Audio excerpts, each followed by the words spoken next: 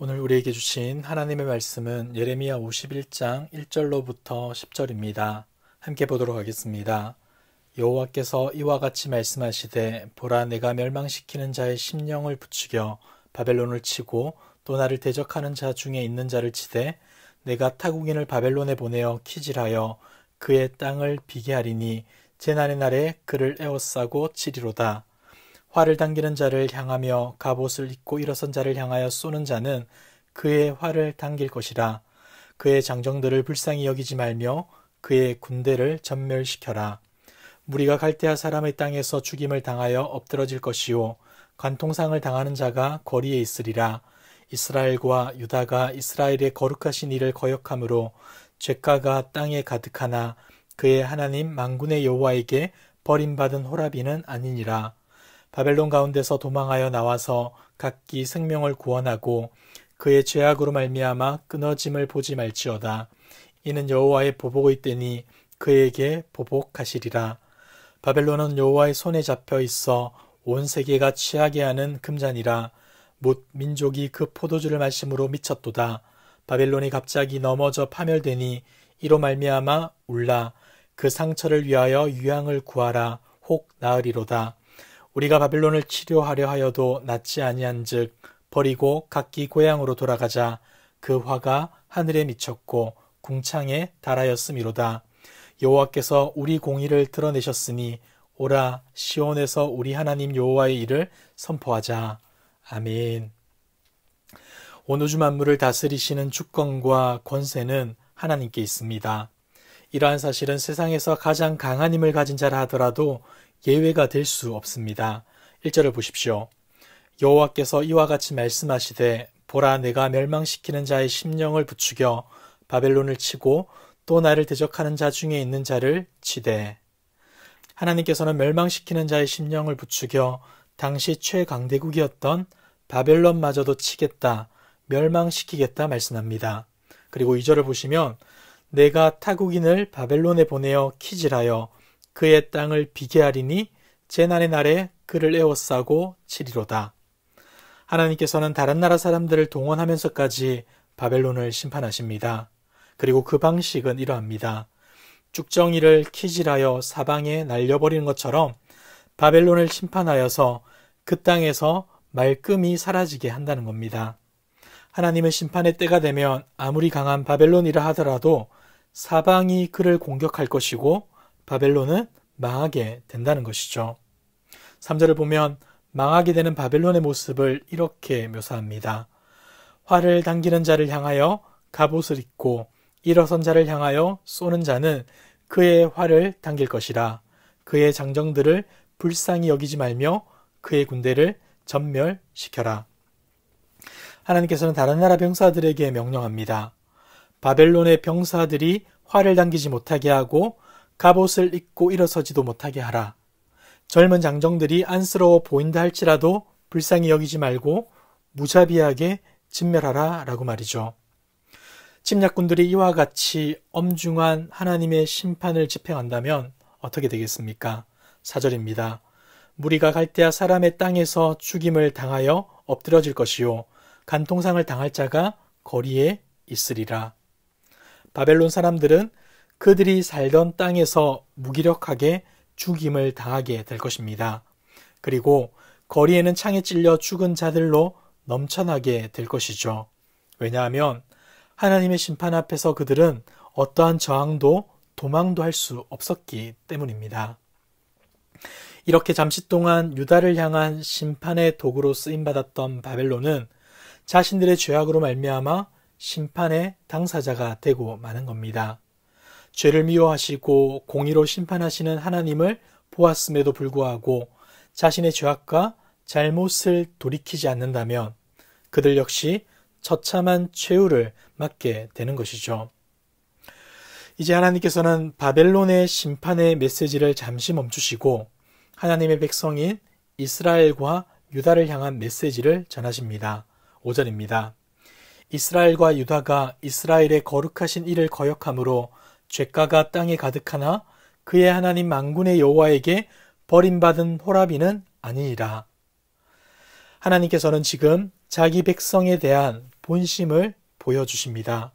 분명 이스라엘과 유다는 거룩하신 하나님을 거역하였기에 심판을 받아야 마땅합니다. 그리고 심판을 받게 되었죠. 그러나 하나님께서는 자기 백성들에게 이렇게 말씀합니다. 너희는 만군의 여호와 하나님에게 버림받은 호라비가 아니다. 그들이 버림받지 않았다는 것이죠. 우리가 계속해서 보았던 이스라엘과 유다는 하나님에 대한 불순종, 아니 어쩌면 이보다 더 적극적으로 하나님을 대적하는 패역한 무리였습니다. 때문에 그들은 멸망의 형벌을 받아야 하죠. 그러나 하나님께서는 어떻게 하십니까? 무조건적이고 절대적인 자비와 사랑으로 그들을 품어주시고 구원해 주십니다. 그들의 죄악에 대해 엄중하고도 공의롭게 심판은 하시지만 그와 동시에 그들이 돌이키고 돌아오기를 그리고 회복하기를 간절히 바라십니다. 이것이 바로 하나님의 본심인 것이죠. 이 정도면 포기해야 할 것처럼 보이는 우리임에도 불구하고 하나님은 끝까지 포기하지 않으시고 기다려 주십니다. 우리 한 사람 한 사람을 향한 하나님의 사랑이 이러하다는 것이죠. 그렇다면 하나님이 빚어가시는 구체적인 이스라엘의 회복은 무엇입니까? 6절입니다. 바벨론 가운데서 도망하여 나와서 각기 생명을 구원하고 그의 죄악으로 말미암아 끊어짐을 보지 말지어다. 이는 여호와의 보복의 때니 그에게 보복하시리라. 그들은 바벨론을 탈출해 목숨을 건져야 합니다. 바벨론의 제약 때문에 그들까지 죽을 필요가 없다는 것이죠. 그래서 하나님께서는 그들에게 명령합니다. 내가 바벨론을 보복할 때가 되면 너희는 그곳을 속히 떠나라. 그러면서 7절에서는 바벨론에 대해 이렇게 말하죠. 바벨론은 여호와의 손에 잡혀 있어 온 세계가 취하게 하는 금잔이라 뭇 민족이 그 포도주를 마심으로 미쳤도다. 하나님은 바벨론을 자신의 손에 잡혀 있는 금잔이라 말합니다. 여기서 잔이란 하나님의 심판을 상징하는 표현이며 잔을 금으로 만들었다는 것은 부유함과 강함을 상징합니다. 다시 말해 하나님은 바벨론을 열방을 심판하는 도구로 사용하기 위해 강력한 군대와 막대한 불을 쌓게 하셨다는 것이죠. 그리고 온 세계를 포도주로 취하게 한다는 것은 온 세계를 혼란에 빠뜨리는 심판의 행위를 했다는 겁니다. 그렇다면 여기서 가장 중요한 내용이 무엇이겠습니까? 바벨론의 강함, 부요함, 온 세계에 미치는 영향력이겠습니까? 아닙니다. 여기서 가장 중요한 것은 그 바벨론 역시 하나님의 손에 잡혀 있다는 것이죠. 바벨론이 이제껏 맹위를 떨치며 열방을 호령할 수 있었던 유일한 이유는 하나님이 자신의 선하신 뜻 가운데에서 그 같은 일을 허락하셨기 때문입니다. 사랑하는 성도 여러분, 인간의 생사화복과 역사를 주관하시는 분은 오직 하나님이십니다. 비록 인생의 눈으로 볼 때 돈과 권력이 많고 힘이 센 금장과도 같은 사람들이 이 땅의 모든 것들을 좌지우지할 것처럼 보이지만 결코 그렇지가 않습니다. 하나님이 하시는 겁니다.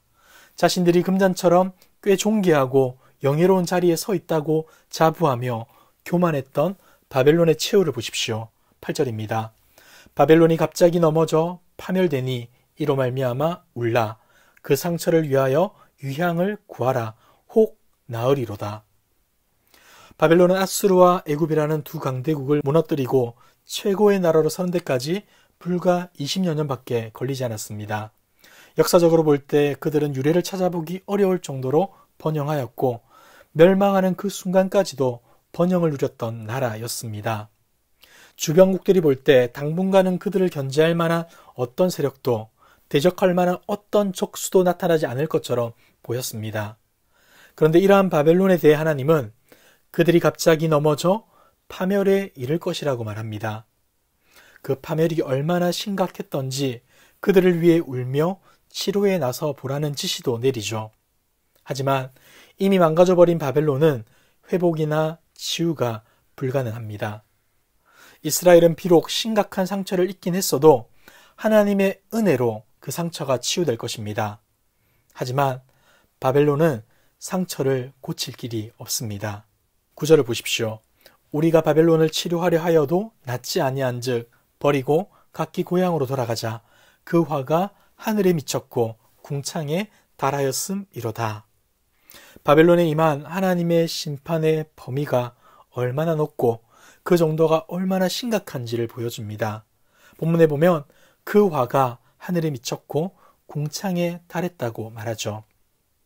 이 말을 다르게 말하자면 바벨론의 죄의 정도가 매우 심각했다는 것을 알 수 있는 것입니다.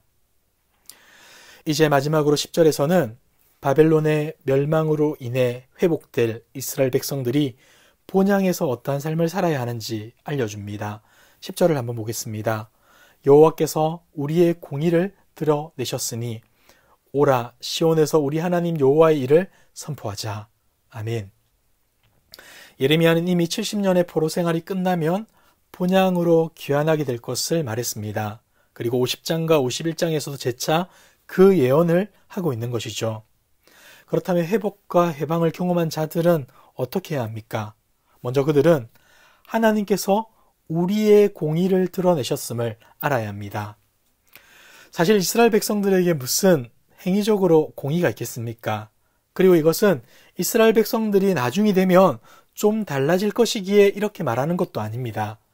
다만 하나님께서는 이스라엘 백성들의 죄를 용서하시고 의롭다 여겨주신 사실, 그 사실에만 근거한 공의인 것입니다. 다시 말해 이스라엘 백성들은 신실하신 하나님, 아무 공로 없는 그들을 의롭다 여겨주신 그 하나님을 알아야 하고 그 하나님에게 무한한 감사와 찬양을 올려드려야 한다는 것이죠. 그래서 10절 하반절을 보시면 이렇게 결단하라고 말합니다. 오라 시온에서 우리 하나님 여호와의 일을 선포하자. 사랑하는 성도 여러분, 우리도 마찬가지 아닙니까? 우리에겐 의롭다 여겨질 만한 어떠한 자격과 조건, 공로도 없습니다. 그럼에도 하나님께서는 우리들을 의롭다 여겨주시며 그분의 자녀, 그분의 백성 삼아주셨습니다. 오직 은혜로 말이죠. 때문에 우리는 마땅히 감사해야 합니다. 남보다 좀 나은 것처럼 착각하지 마시고 교만하며 우쭐거려도 안 됩니다. 하나님이 하셨습니다. 전적인 하나님의 은혜인 것입니다. 이 은혜에 합당한 반응으로 살아갑시다. 하나님께 모든 찬양과 영광, 감사를 올려드릴 뿐 아니라 우리의 삶이 하나님이 하신 놀라운 구원의 역사를 자랑하며 찬양하는 삶으로 그리하여 오직 하나님께만 영광 돌리는 복된 삶이 되시길 주님의 이름으로 축복합니다. 기도하겠습니다. 모든 영광과 찬양을 받으시기에 합당하신 하나님 아버지, 한없이 부족하고 연약한 우리를 끝까지 사랑하시고 예수 그리스도의 십자가의 보혈로 구원해 주셔서 감사합니다. 하나님의 은혜로 우리가 지금 이 자리에 있음을 고백합니다. 날마다 이 은혜를 기억하며 살아가게 하시고 하나님을 향한 찬양과 감사가 넘치게 하옵소서. 모든 교만한 마음과 그릇된 생각을 벗어버리게 하시고 오직 하나님께만 영광 돌리는 복된 삶 살아가게 하옵소서. 오늘 하루도 하나님 때문에 행복한 날 되길 소망하오며 이 모든 말씀 예수님의 이름으로 기도드리옵나이다. 아멘. 이 시간 주신 말씀을 붙들고 기도하시고 주간 기도 제목을 따라서 부상과 민족과 한 주간의 승리를 위하여서 기도하겠습니다.